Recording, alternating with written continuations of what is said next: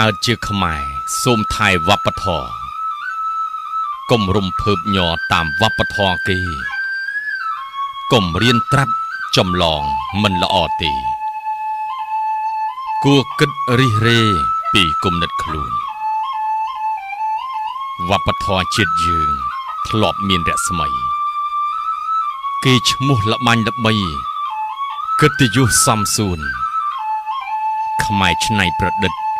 គំនិតមាសខ្លួនដោះខាត់មមួនគំនិតខ្មែរប្រឹងរៀនស្រាវជ្រាវប្រឹងស្ដាប់ប្រឹងអានមិនយូរប៉ុន្មានគំនិតថ្មីដែរប្រឹងច្នៃប្រឌិតដូចដូនតាខ្មែរឲ្យល្បីពូកែថែវប្បធម៌យើងវប្បធម៌ជាតិយើង